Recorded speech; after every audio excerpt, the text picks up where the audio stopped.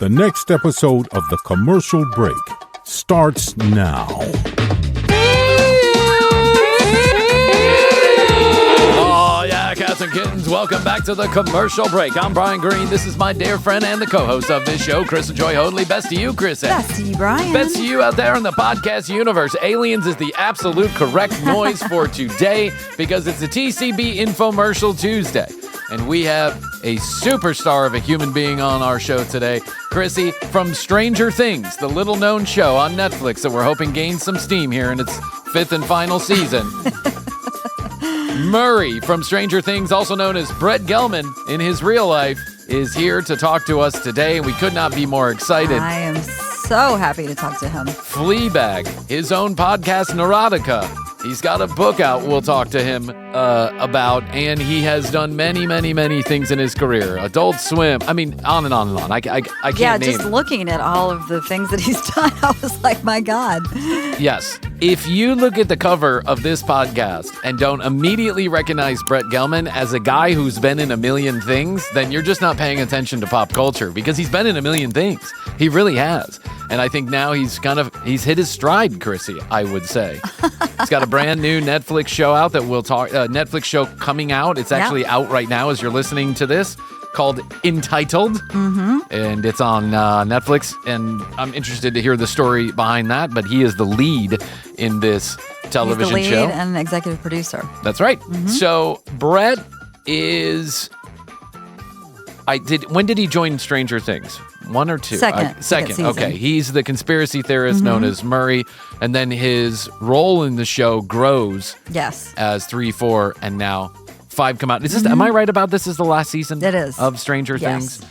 So, but I could easily see spinoff happening with Murray, just a show about Murray because I know. He's so unique. That's what I like about Brett, and I look forward to telling him this, is that any role that he is in, he brings a very unique quality to it, where it's hard to imagine somebody else being placed inside of that role, because it's uniquely Brett Gelman. I don't know. He's one of those guys. He's got a face. He's got those mannerisms, that attitude, voice. that voice that is undeniably Brett. So we are so happy to have him. Listen, anybody from Stranger Things. We're extremely thrilled. We're extremely thrilled to have.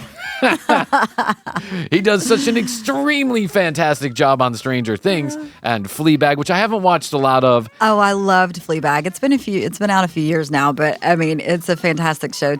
Only 2 seasons. I wanted more, but Jeff and I kind of stumbled into it on Amazon one day, and yeah, I loved it. Every time I say that I'm a huge fan of British television shows and British comedy, everybody asks me, have you seen Fleabag? Mm-hmm. And it's been on my list for years to watch, but I've only caught a couple of episodes of it. Bring it up to the top of the list. I know. I must do. It's a do for Bryan Green. Bryan must do that very soon. If immediately, if not sooner, as one of my friends used to say. It's the funniest thing. Immediately, if not sooner. Yes, he would that's say, a saying. Oh, actually, I think that might be from Caddyshack, but my friend used to repeat it. He said, bring my valet, bring my car around immediately, if not sooner. That's the judge. Yeah. Caddyshack, bring my car around immediately, if not sooner. So let's do this. Why delay talking to Brett Gelman? Let's get as much Brett Gelman as we possibly can. I want to talk to him about his early days in acting, his time with UCB, his long run with Adult Swim, which is just, Adult Swim is brilliant. Anybody really doesn't think is. Adult Swim is brilliant, you don't need to be a friend of mine. And if you haven't heard of Adult Swim or you haven't gotten on board yet, it might be too late, but who knows? Didn't they take Adult Swim down or something? Yeah, they've really downsized Adult Swim, unfortunately. Fuck that. I know. Fuck that, Turner Broadcasting, HBO Max Plus minus double Cinemax, whatever you're calling yourself these days. Fuck that. If there's one golden nugget out of all of the content that you have, it should be Adult Swim. That should get treatment as if it was the Dead Sea Scrolls itself. Do you know what I'm saying? Yeah, it was so it's so unique Weird. and weird. Funny. I mean, there's so many shows on there that are just incredible. I mean, when aliens come down. You can't believe it's on TV. Yeah.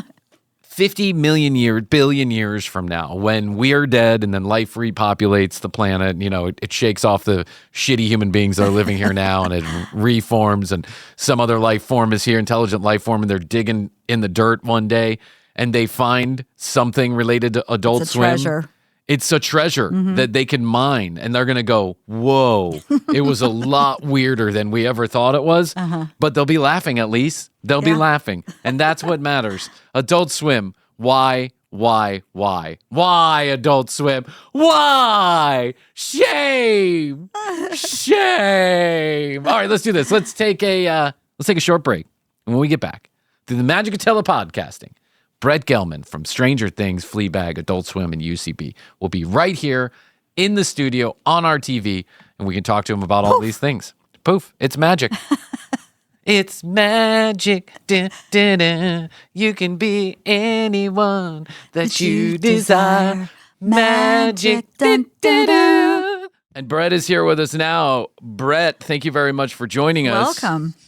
Thank you. Thank you so much for having me. Yeah, of course. We are big fans of your now seemingly large body of work. Seriously. And so many things that everyone will know. Of course, is Stranger Things the thing that makes you like not be able to get through an airport because people like fawn over you? Is that the one thing that everybody goes, oh my gosh, you're the guy from Stranger or Fleabag? Or which one do you get noticed more for? I would say Stranger Things. Mm-hmm. Yeah. I would say Stranger Things is the most. Yeah, that's like, I have the same level of fame no matter where I go in the world. It's wild. Yeah. It's got to be. Spend a few minutes on it, and then we'll move on. But I imagine this has got to be like life changing because very few television series have captured the collective imagination like Stranger Things. It really was a global phenomenon, and it's unbelievable. Did you know when you jumped on board? Did you understand the juggernaut that this thing was going to become? Well, or you? Yeah, well, I jumped on in season 2, so I already knew. But and so that's true. Season 1, but I didn't know what my involvement would be necessarily. Was it? I came to play this character. I don't have like a ton in season 2, and it wasn't totally clear. I don't think how Murray would exist past season 2. Basically because they were focused on season 2, but also, it was a different kind of character that was joining the cast, which is part of my immense gratitude that I not only got to be on the show, but got to play this very singular character on it that the Duffers brilliantly created for me. And, and then, they liked what I did, thankfully, and made Murray grow, from 3rd to 4th to the upcoming season. So made me a major part of the fan. And when does that come out? I'm so excited about it coming out. I've watched them every year. So it's coming out oh my God. Summer, right? You got to look up the trailer, the teaser for the upcoming thing. It's the ultimate flex. There's 3 installments. Nice. There's 3 installments. It's the day before. It's the day before Thanksgiving. The first installment. Okay, so this fall. Second is Christmas. Oh my God. Okay. Third is New Year. and they're saying, you love this show so much. You're going to spend your holiday this way. Your whole holiday. But the thing is, though, is a lot of people spend their holiday at home anyway. Of course. So it is like a brilliant marketing thing. But even people I know who have plans to go out, that's what the fandom of this show is. They will choose to stay home instead now that they know that it's coming out. Yeah. And you are going to it's have just raucous fucking numbers. That's going to be raucous fucking numbers because I imagine a lot of people do go out Thanksgiving, Christmas, they're traveling, but no one in their right minds does not have their device in their hand at night and go, I've got to do this. I got to Yeah, check this out. no. I mean, like, if they're like on a road trip or something, they're going to pull over and they're going to watch it on their phone in a gas station bathroom. I mean, like, it's just that type of thing. It's it's amazing to be a part of something that is so gargantuan in such like a way that has not happened that much in this business and in this art form.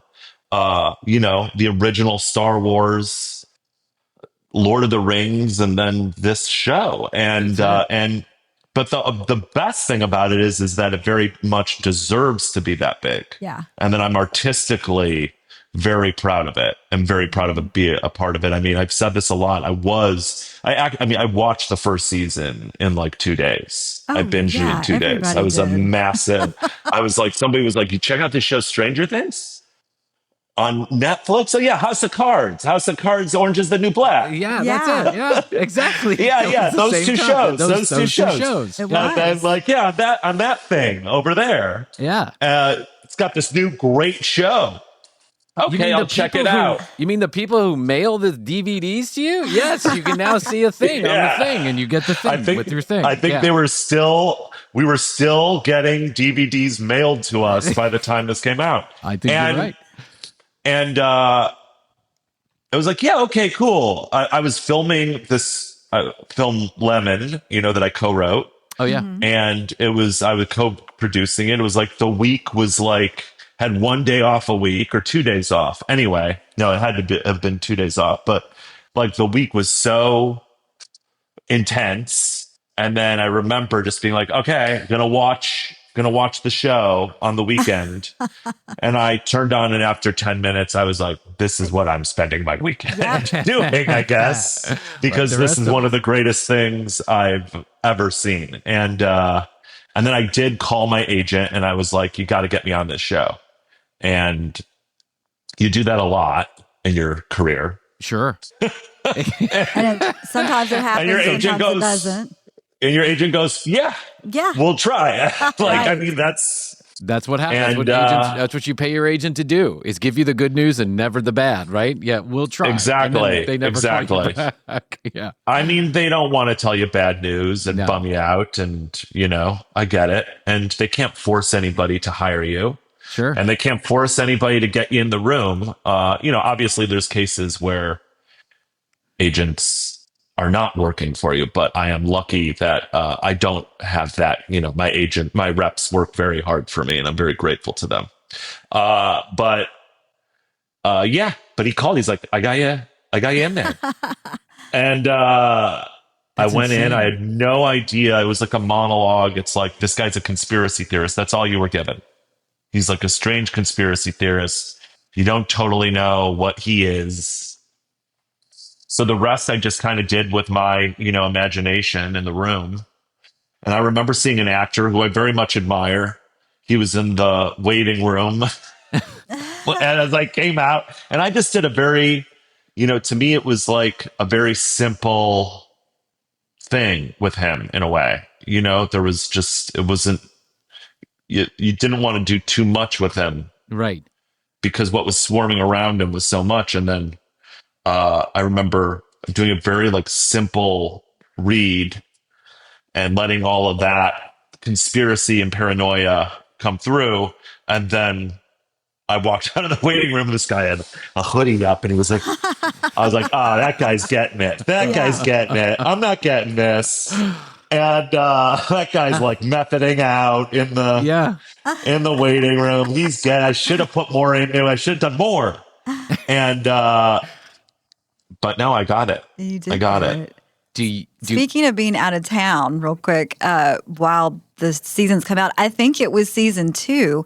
My husband and I had gone up for a North Georgia mountain weekend, but season 2 had just come out, and we ended up watching it the whole binged the whole season. Krissy went to go get into nature, and she watched exactly. She watched Brett for the entire weekend. Oh man, it's one of those shows, though. It really is.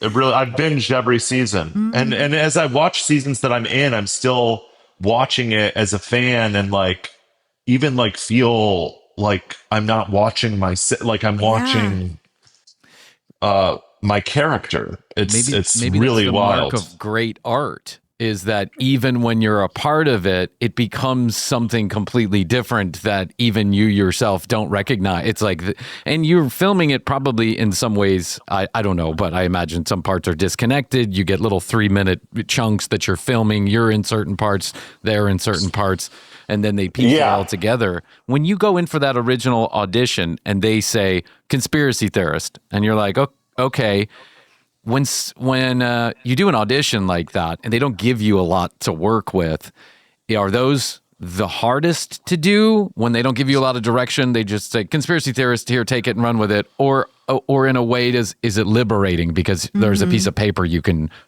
color with? Oh, there is nothing for me that's liberating about an audition. I saw two actors talking, I won't say who, and I was so jealous of them because they were like, I love auditioning, I miss it. I miss it because it's my chance to perform. It's my chance to perform. And I have to, in an audition, constantly remind myself, this is a performance. This is a performance. This is a performance. Because rather than it's me trying to get the job, because that's where my brain is naturally going to. And I think it's like a reaction to all of the rejection, all of the years that you just, there's a big part of your brain knows, and this is the reality. I think no matter how successful you get, that there's a great likelihood you're not going to get the role. Yeah. That this will be the only time you'll be saying these lines and all playing this character. And so there's this thing, this like sort of like, I think for me, that starts to like just be like, oh, don't, just like, don't worry about it. And I have to fight that so hard, which now I'm the best I've ever been at fighting that sabotage, inside of my head. But Fighting I also the urge to want it too much, and that starts to affect what's going on in the room instead of just being present in the moment and letting whatever happen as the performance unfolds. Yeah, fighting the urge to want it too much, and then that urge to compensate for that by not mentally and emotionally prepping in the right way to where you are like sort of throwing it away and not treating it like it should be. Yeah. But I what helps me with that though is I work really hard on auditions. I do when I read, because I'm lucky that the things I read for I really want, and they're really good most of the time. And even when they're not, it's it's a job I want. So, sometimes, hey, this isn't like the best thing, but I see that it'll be good for me and I'll be able to make this character, I'll be able to enjoy playing this character. And so then I just, really focus on, I have my guru who helps me, my coach, Martha Gayman, who is, getting into it with her now, which I have been for the last few years, it helps that too, because it makes it more of a part of like you're engaging in the art, and not just trying to get the gig, Yeah, not so much the hustle of it, but the moment of it. I think one of the things that is immediately identifiable about you in the things that I have seen you in is that there's an originality. You bring an originality to each of the roles that you play that's unique and identifiable, where there are a lot of other actors and actresses that I don't identify. Could be interchangeable. It could be interchangeable. You could put anybody in there and it would be, and that's not to knock the actors and actresses. Everyone's working very hard at what they do, I'm sure. But you bring something. There's a little extra spice. There's some magic. There's some, allspice in there. I don't know how to say it, but it's very unique, and you're immediately bringing something to that role where you can't imagine somebody else as Murray. Like, it's just not easily, in my opinion, I wouldn't imagine anybody else in that role now. I agree.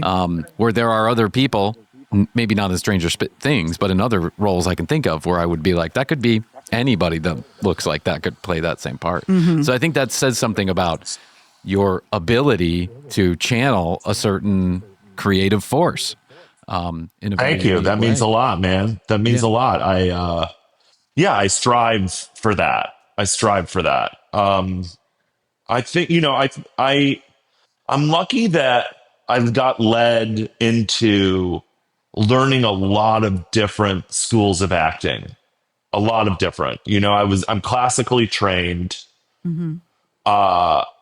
which, is basically like conditioning your body to act everything. Yeah. Most, and especially classical theater, which, if you're not trained in that, it can be more difficult. You have to learn. It's just such a beast like no other. Did you learn some of that at North Carolina? Am I right? Yeah. You went to North Carolina Performing Arts.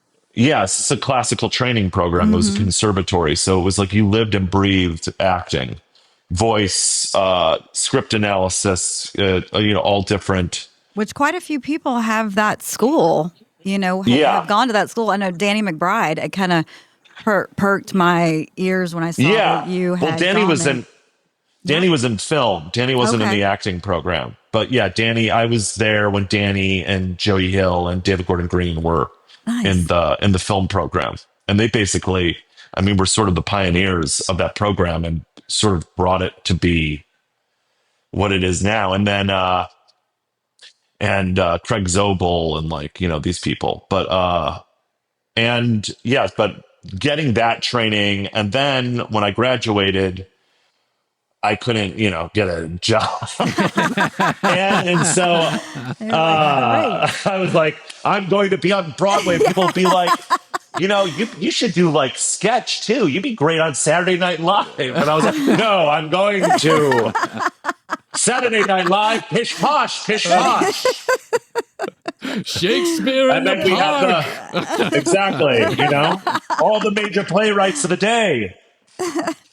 One man angels in America. Salesman for the Queen. Yeah. Yes, exactly. And then it was like, no, who are you? Bye. I think we did this it was performing for all the agents and casting directors of the day, and nobody wanted to sign me. And then I've said this so many times, but the only advice I got was from one battle axe of a casting director who agreed to have a sympathy meeting with me. And she's like, "You're a character actor, kid. You'll work when you're 50." But then I was lucky that the Upright Citizens Brigade was coming into fruition in New York. It was in its early days. This was 1999. I was 10 years old. I was a prodigy and skipped through. I'm acting Stoogie Howser. No, but yeah, it's crazy to think that it was that long ago. And then it was really much in its infancy.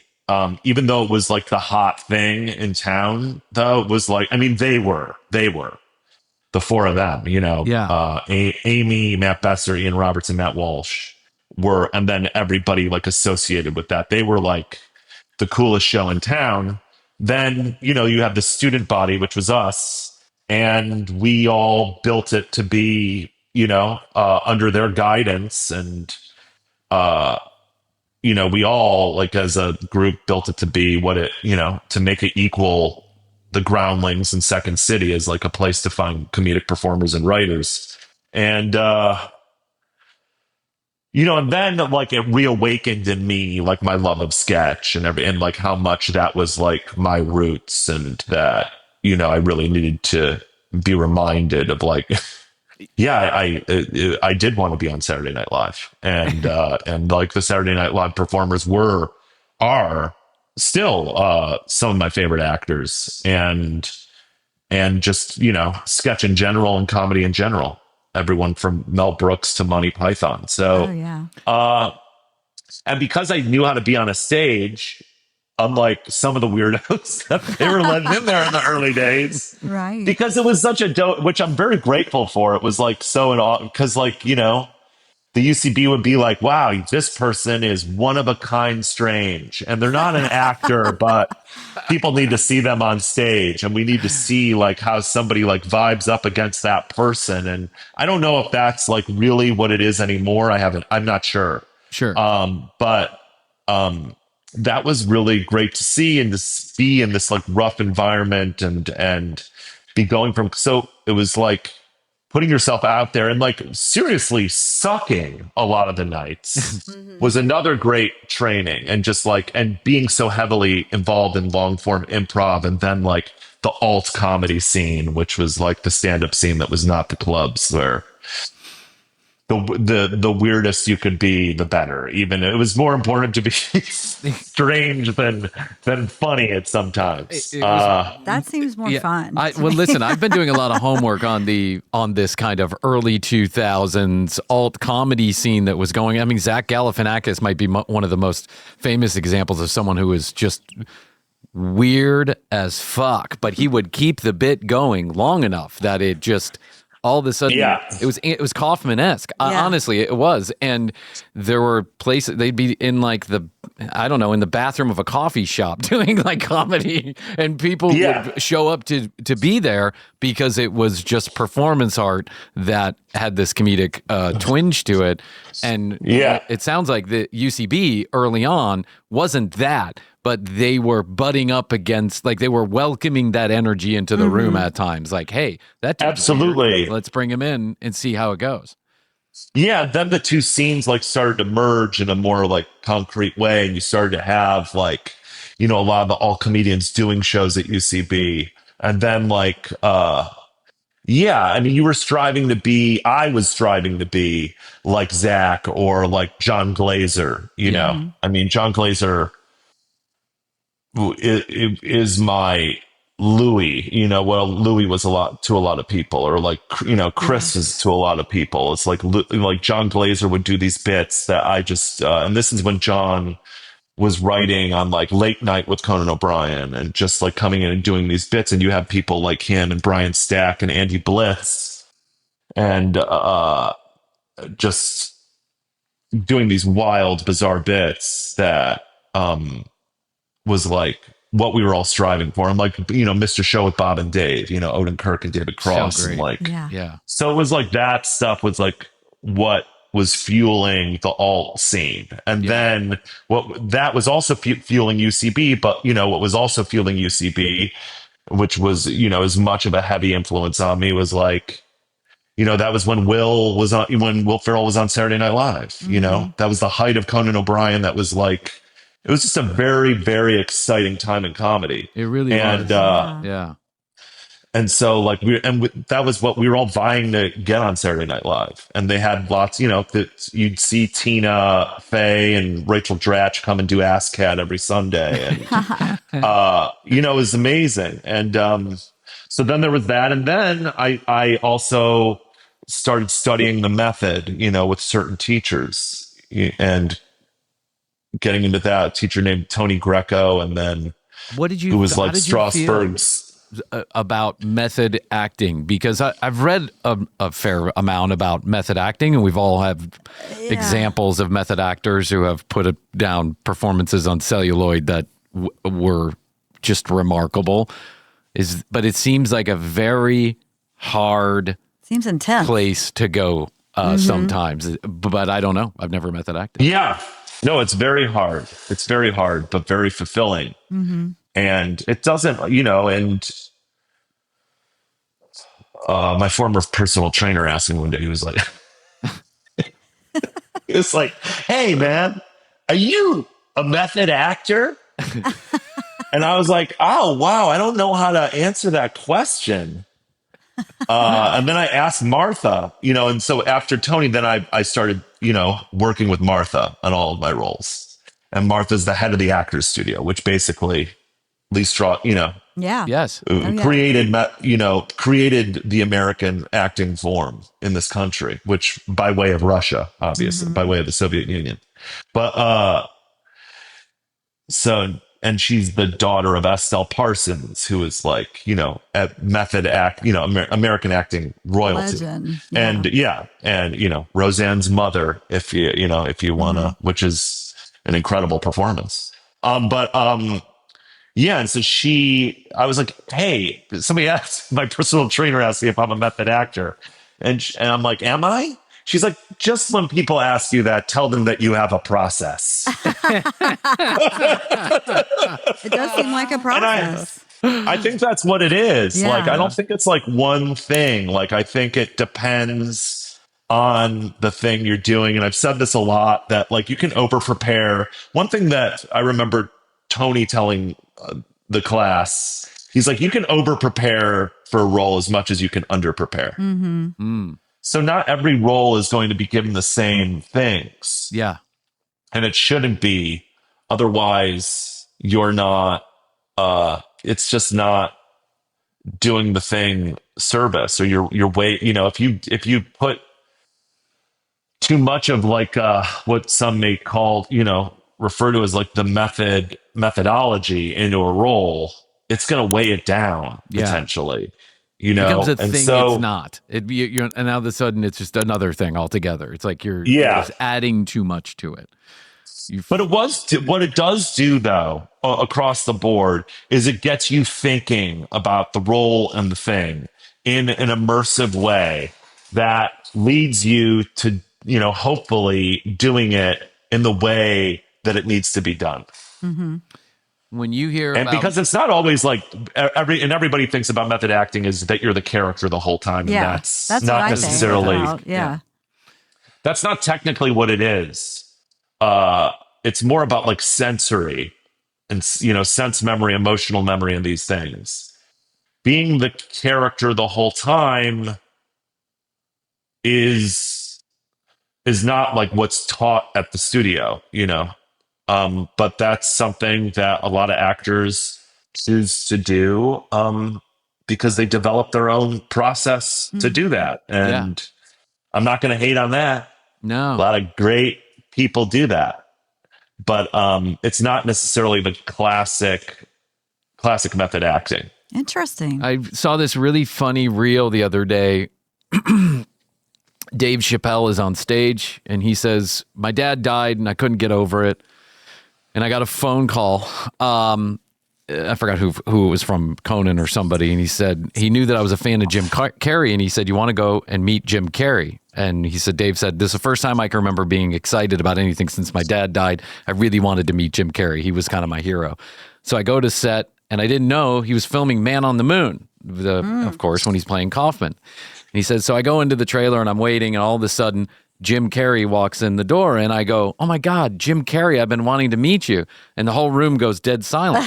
And somebody leans over and goes, his name is Andy. Yeah. And he goes, who the fuck is Andy? Who the fuck is Andy? Yeah. And he wasn't responding when I was saying, hey, Jim. I reached my hand and he goes, I came all this way to meet Jim Carrey. I met some asshole named Andy. And he said, but he was telling the story about how amazing it was to be in that. Years later, he recognizes how amazing it was to be in that trailer at that moment when someone is doing, preparing for this performance or being in this moment that ended up being such a great movie, such a great performance by all accounts, right? Amazing.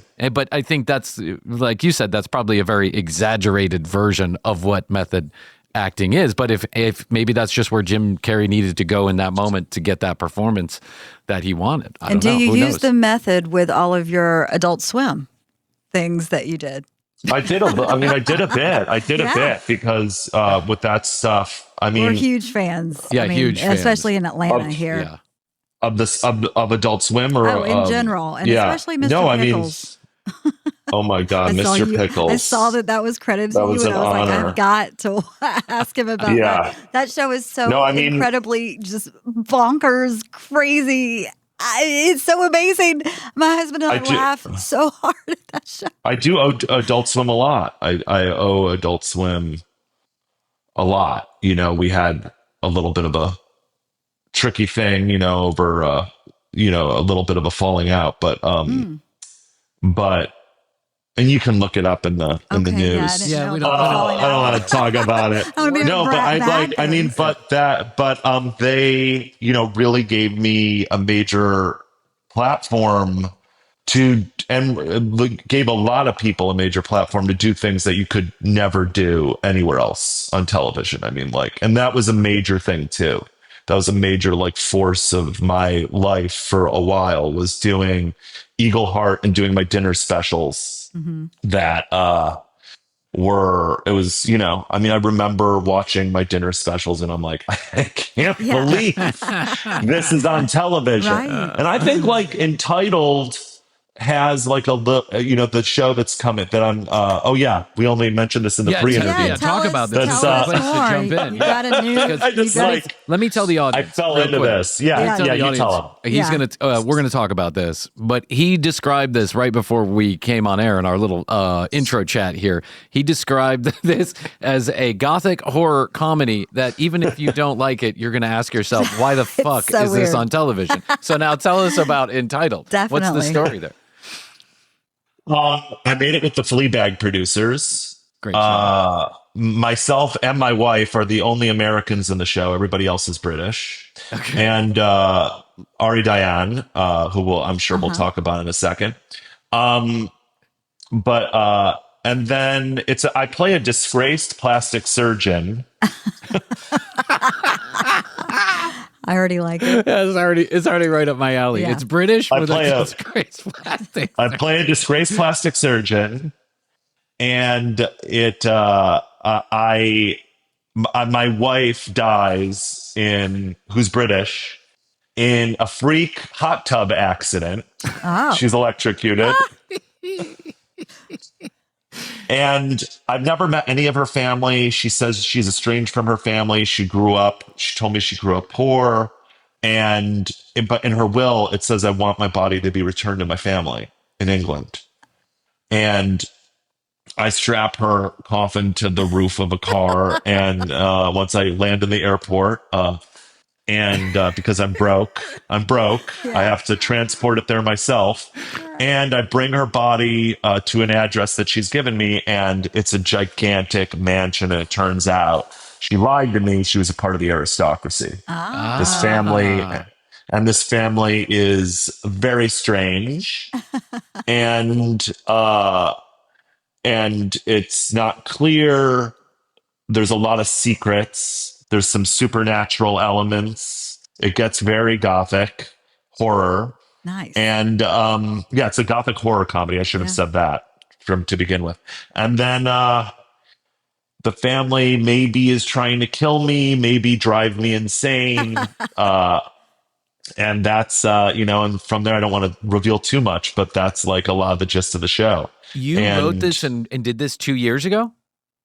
I didn't write it. Matt Morgan, talented writer named Matt Morgan. But you guys produced this 2 years ago. I was one of the executive producers on it. I was one of the producers on it with two brothers who made Fleabag, and with Matt, and and it's directed by Tim Kirkby, who is a fantastic director who, came up in the whole alt, when I was coming up in comedy too. We were watching Look Around You, which Tim directed, and things like The Mighty Boosh, and of course The British Office. Mighty Boosh, so good. All of these. There was such a vibrant alt British comedy scene that was making all of these amazing television shows that me and my friends were watching and that were heavily influencing on.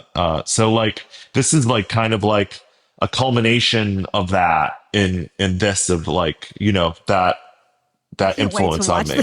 This sounds like my kind of television show. For sure, because already what you're describing sounds wild, but then the kind of the organic roots are Mighty Boosh, in my opinion, is a brilliant comic television show. But I just have a weird sense of humor that sounds like you share. The Adult Swim, absolutely, Mighty Boosh. Peep Show, all these weird British television comedies. Marenghi's Dark Place. Yes. That Adult Swim showed a lot on the network, because it was very much in line with, Adult me Swim. and Tim and Eric and stuff like that. Tim and Eric, awesome show, great job. These shows, And if you grew up in a certain time, Adult Swim was everywhere. I don't know that it is so much anymore. Things have changed. I'm sure it's different now, new ownership and all that other stuff. And I know they've been downsized in some ways. That's what I've read. But it's a great American gift to comedy because it gave a home to comedic voices that were far from mainstream, but absolutely fucking hilarious. Like people who should have been platformed when Reba was on or King of Queens. Not that, listen, they have their place too, but, I guess my comic sensibilities are just a little bit more, I don't know, a little bit more spicy than those types of shows. But yeah, like you were Xavier, all up in that. Yeah. It had Xavier Renegade Angel. I mean, this amazing, brilliant piece of art. And I mean, it just had so much stuff that there's no way any other network would have greenlit it ever. So Entitled is on Netflix. I just want to let the listeners know. Entitled is on Netflix. As you're listening to this, Entitled is on Netflix. It just came out July 15th. So go watch it. It's a series. And my gratitude, Netflix saved it. It was floating around. It didn't really have a home for various reasons for a couple years, and we didn't know. And I'm very grateful to Netflix for saving it, to put it out there so the world can see it in the best way possible.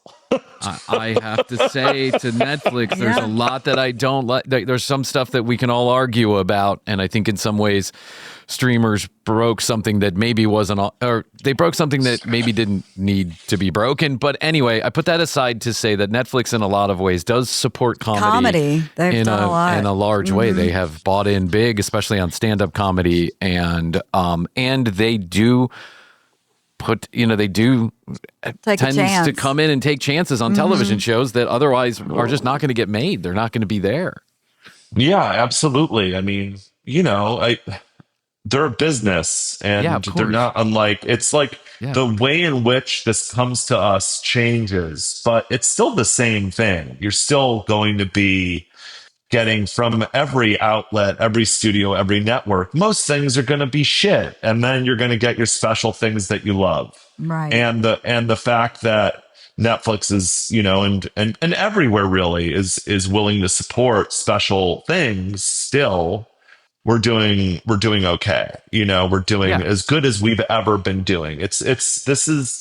This is not an easy business, and it never has been, by the way. It never has been. And the big studios and all the drama, blah blah blah blah blah, they will be around and they will just morph into, things are just changing. That's it. It will shuffle itself out and it will figure out its way. And as long as there are companies like Netflix to support creators' visions, then things will come to light. Hopefully, if they should. Stranger Things is a example of the 1 in a billion television or movie projects that is just defies gravity, and pun intended, right? It just defied gravity, and I have to go way back to the beginning of this conversation. The one question I didn't ask that I would love to hear: what happens when you get the phone call that you got it, you're it? Here you go. You got the gig on Stranger Things. Flipped out. I mean, so beyond happy, so ecstatic, and then immediately worried that something is going to make it fall through. When is the other shoe going to drop? Yeah, exactly. Oh, Brett, we're exactly alike. I'm so excited. I will be more excited when I am on set, and when I've not been cut out and I'm kept in. When I see the finals, when I see the finals and I'm there and my words are there. Yeah. But then it was always this thing because, the Duffers are really secretive. So you do have this thrill every season when you get to see it, what you're going to do. And so they always surprise me with incredible things. It's just fun to see it just be laid out in real time in front of your eyes. I mean, obviously they give you enough time to prep, but, it's understandably. Yeah, you can't tell actors too much. Right. Yes. You can't tell anybody I've too heard much. No. When you come here to Atlanta, do you live here in Atlanta for a period of time? I mean, I've lived there a lot. Yeah. I never like moved there totally because the way in which I had a house there at some point, but you come in and out because a lot of times they're shooting a lot of your stuff really condensed, and then you have some time off. So so I would be there for long stints, but not like crazy long stints, not like relocating there. Yeah. One day, I don't want to mention it because I don't want to give an indication of where I live. I love our fans. I love our listeners, but I don't want them at my front keep door. it private. Don't do it. All it takes is one lunatic. That's it. That's totally. But we're here in Atlanta, and one day we're looking out the window to see a couple of police officers just sitting across sitting outside the neighborhood across the street, and then all of a sudden, trucks are pulling up. Trailers are pulling up, lighting rigs, gears. I mean, this is all happening like within 3 hours, right? All of a sudden, it's like a full-blown movie set out there. And we have to go somewhere. We go somewhere, we have dinner. It's like 2.5 hours later. We come back and they're shutting everything down and moving. They're essentially gone. And we were like, wow, that was weird. And, they have all these signs and people put online what the signs mean. Here, go there. This is this film. That's that film. And I thought to myself, what the hell did they just do? In 5 hours, they went up and they came down. That seems. And anyway, so we went to learn from the neighbors across the street that what they were doing was pickups for Stranger Things, like some kind of second photography or whatever they call it. Like they were doing some extra shoots or scene shoots or whatever. But it's all over Atlanta. If you lived here long enough, you've seen a Stranger Things set or two somewhere around here. Totally. Yeah. And it's as much of a part of Atlanta as Outcasts or Future. It's it's like, but I'm proud of that. I'm proud of that. It's like an Atlanta production. We're proud and of that We are. because Atlanta's an incredible. Atlanta has driven the culture, pop culture in such a huge way, especially the last 30 years. In such an important, prevalent way, whether it's music or television or film. It's just. And so it's cool to be there for that, in so many different ways. And I mean, even when I wasn't filming there, Adult Swim's an Atlanta network and was very much like coming out of the spirit of Atlanta and was aligned with like the experimentation of Atlanta that, people still don't give it enough credit for. And so I think like that's like a very big thing regarding the creativity of the show. Love him or hate him, Ted Turner gave a lot of people a lot of freedom to do a lot of stuff. We can thank him for 24-hour news. We can thank him for adults. We can thank him for TNT and Braves baseball being popular across the world. I mean, we can thank Ted for a lot of things, including owning a lot of land out. There was a recent documentary that came out on HBO about him, and his life is incredible. The things he's done with his life, it was incredible. Brett has a podcast also that I find very entertaining. Please tell us a little bit more about the podcast. You're welcome. I find it extremely entertaining. Let me be clear about that. I find it extremely entertaining. I do that to my rep, like good, my manager. Good job on the, on the show. What do you mean good? I have like a weird thing with good. I adjective. It's again the insecurity. No, it's called Neurotica. It's hosted by myself and my wife, Ari Dayan, who's also an actress and a singer-songwriter. And we basically riff the whole time and talk about a lot of the aspects of our relationship. And it really is meant to make the listener or viewer feel like you're sitting down to dinner with us. It's be the same case that and same experience if you were just like in a restaurant or a bar or at our house with us. and it's like no boundaries. The two of us are sensual beings and neurotic beings, hence Neurotica. So, I was listening to an episode a couple of weeks ago, Krissy, or a week ago, a couple of weeks ago, I can't remember. And Brett goes, "So tell me about your love life." To his wife. This is this playful energy the two of you have that I really appreciate. I really do. Thanks. A lot of ways there's some familiarity there to the relationship that I have with my own wife. It's really funny. So wherever you get podcasts, Enlightened is coming out. Let's make that something that gets a season 2. Or does it conclude? Is it a mini series or could it be limited a season series, 2? Yeah. Is it limited? There could be a season 2. Absolutely. Great. There you go. Well, I would be more than down for it to be a season 2, but we got to see how it does. Yeah. You know, everyone must pray to the algorithm. Yes. Right. And I'm hoping that the ST fans, need a little appetizer before the season 5 premiere and need me that season. Bad. Yes. No, but I'm very proud of it. It's one of the best things I've ever done. And,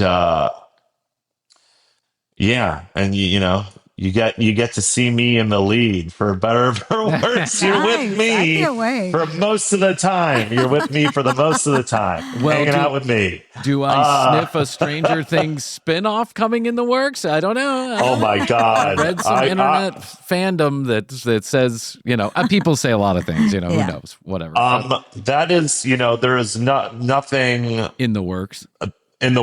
But I would be more than down for that. I would love Murray to have a spinoff. I think that would be really, really, I see how that could work, and I think it could be really, really fun. And there'd be a lot of karate and a lot of language and a lot of foreign languages and foreign dialects. I think we'd start getting really a lot more into disguises.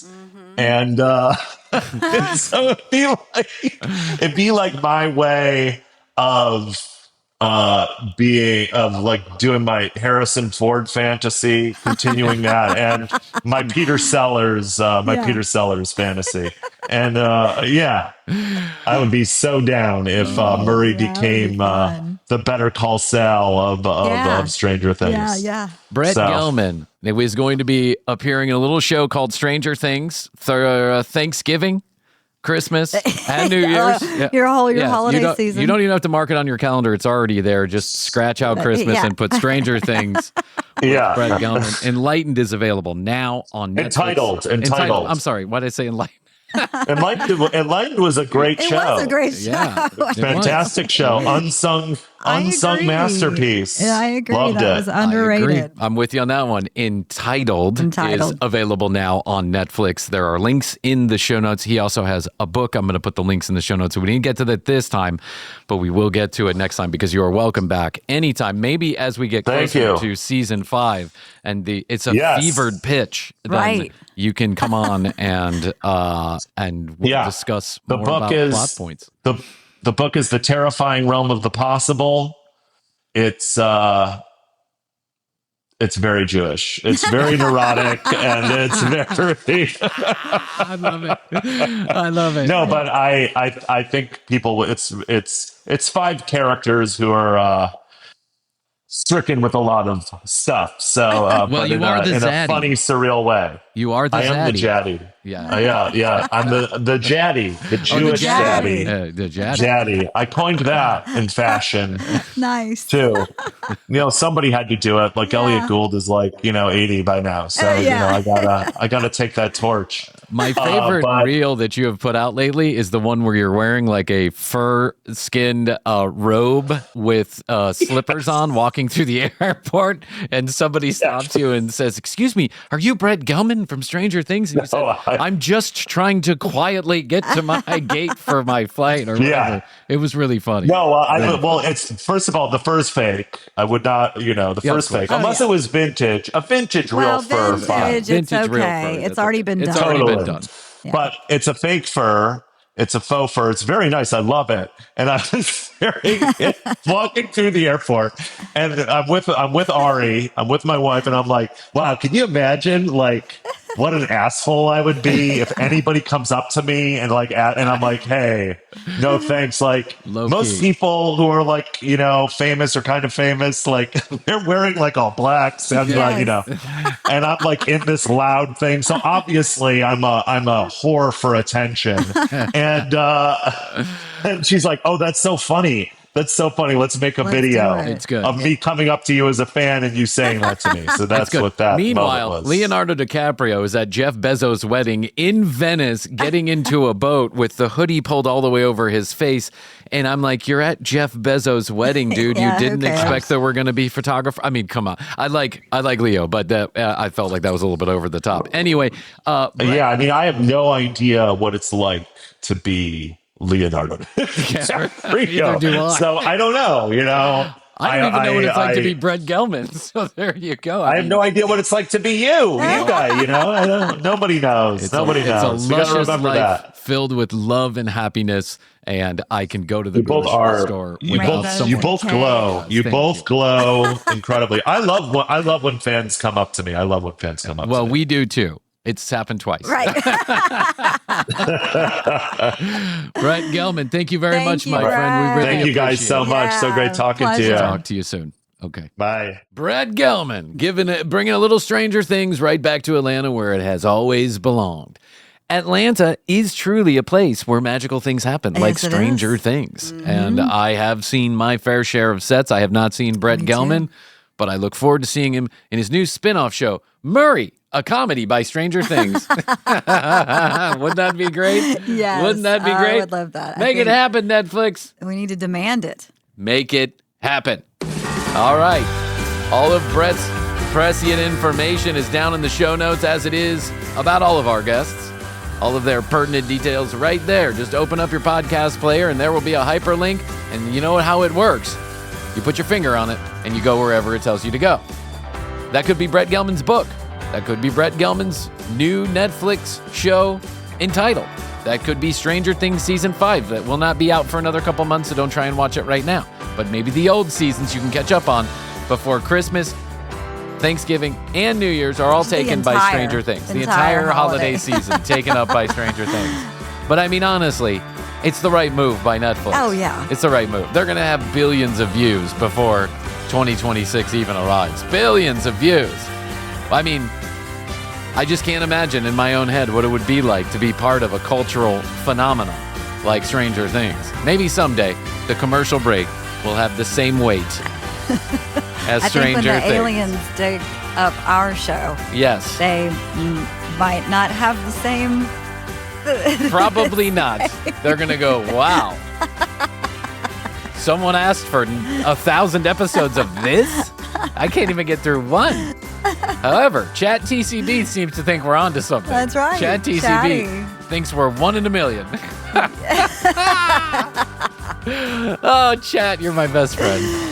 I love you. You're so good to me. It is our hype machine. It's our hype machine. It's my personal coach. It tells me get up in the morning and eat my Wheaties and drink my Ovaltine. Yes. It's your personal self-help coach. Yes.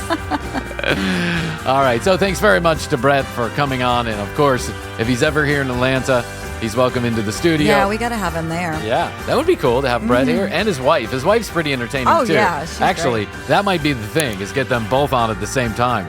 Let them go at it with each other. They're pretty entertaining. They're one of those couples that you always want to invite to a dinner party because they're always going to make some kind of trouble. A good trouble, but some kind of trouble. All right, 212-433-3TCB, 212-433-3822. Go ahead, dial us up. Questions, comments, concerns, content ideas. TCBpodcast.com, audio, video, and your free sticker, and youtube.com/The Commercial Break for all the episodes on video when they air here on the audio. Okay, Krissy, that's all I can do for now. I think so. I'll tell you that I love you. And I love you. Best to you. Best to and you. best to you out there in the podcast universe. Until next time, Krissy and I will say, we do say, and we must say, Goodbye.